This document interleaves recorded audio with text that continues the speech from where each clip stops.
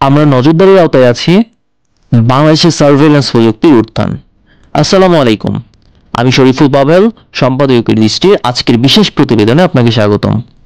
আজ আমরা এমন একটি বিষয় নিয়ে আলোচনা করতে যাচ্ছি যা আমাদের নিত্যদিনের জীবনের অদৃশ্য অথচ গভীর প্রভাব ফেলেছে। প্রশ্ন উঠেছে, আমরা কি সর্বক্ষণ কারো নজরদারির আওতায়? উত্তর খোঁজার চেষ্টা করব আজকের পর্বে। বাংলাদেশের সার্ভেইলেন্স প্রযুক্তির উত্থান। সার্ভেইলেন্স আসলে কি এবং কেন? সার্ভেইলেন্স শব্দটি মানে সহজভাবে বলতে গেলে নজরদারি। কেউ কাউকে নিরবিচ্ছিন্নভাবে পর্যবেক্ষণ করছে, তার চলাফেরা, কথাবার্তা, এমনকি ডিজিটাল আচরণ পর্যবেক্ষণ করা, এই সবই সার্ভেইলেন্সের অন্তর্ভুক্ত।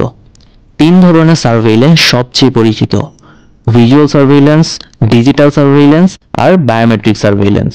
একটা রাষ্ট্র বা প্রতিষ্ঠান সেই নজরদারি করতে চায়, তার কারণ সেই রাষ্ট্র বা প্রতিষ্ঠানের নিরাপত্তা নিশ্চিত করা, অপরাধ দমন, নীতি নিয়ন্ত্রণ, প্রোপাগান্ডা বা মনস্তাত্ত্বিক প্রভাব বিস্তার।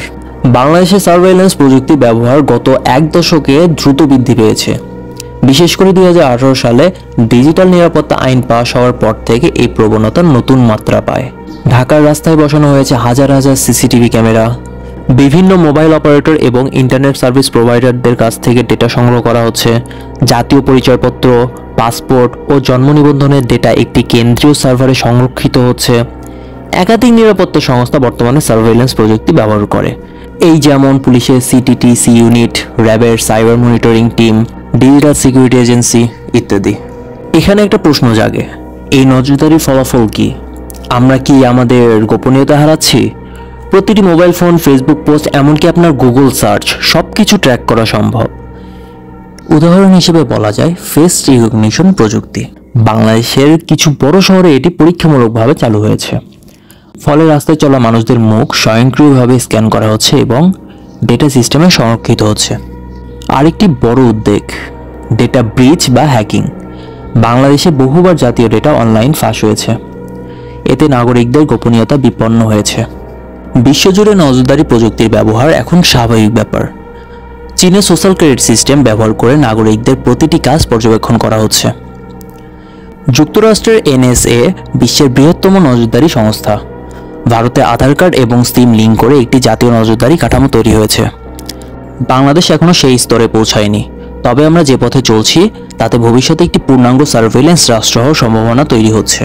আমাদের সংবিধানে নাগরিকের গোপনীয়তা ও মত প্রকাশের স্বাধীনতা সংরক্ষিত, কিন্তু ডিজিটাল নিরাপত্তা আইন বা ICT আইন, এইসব আইনের আওতায় অনেক সময় মানবাধিকার লঙ্ঘিত হচ্ছে বলে অভিযোগ রয়েছে। অনেক সাংবাদিক, ব্লগার, এমনকি সাধারণ নাগরিকও অনলাইনে মত প্রকাশের কারণে গ্রেফতার হয়েছেন। এখানে প্রশ্ন ওঠে, নিরাপত্তা বনাম স্বাধীনতা, আমরা কোনটিকে অগ্রাধিকার দিচ্ছি? আমাদের ভবিষ্যৎ কি বলছে? এখন অনেক প্রযুক্তি সামনে আসছে। AI এবং মেশিন লার্নিং ব্যবহার করে নাগরিকের আচরণ বিশ্লেষণ, ড্রোন দিয়ে বড় পরিসরে নজরদারি, স্মার্ট সিটি পরিকল্পনায় প্রতিটি গৃহ নজরদারির উপাদান। একদিকে এগুলো অপরাধ প্রতিরোধে সহায়ক, কিন্তু অন্যদিকে গোপনীয়তা ও মানবাধিকার চ্যালেঞ্জের মুখে ফেলছে। বাংলাদেশের প্রযুক্তির উন্নয়ন আমাদের গর্বের বিষয়, কিন্তু এই উন্নয়নের সঙ্গে সঙ্গে গণতান্ত্রিক মূল্যবোধ, গোপনীয়তা ও নাগরিক অধিকার রক্ষা করা অত্যন্ত জরুরি। আজকের প্রশ্ন ছিল, আমরা নজরদারির আওতায় আছি কিনা? উত্তর হ্যাঁ, আমরা আছি, কিন্তু প্রশ্ন হচ্ছে এই নজরদারি কি সুরক্ষার জন্য নাকি নিয়ন্ত্রণের জন্য? আপনার মতামত জানাতে কমেন্ট করুন। ভিডিওটি ভালো লাগলে লাইক দিন, শেয়ার করুন এবং আমাদের চ্যানেল সম্পাদকীয় দৃষ্টি সাবস্ক্রাইব করতে ভুলবেন না।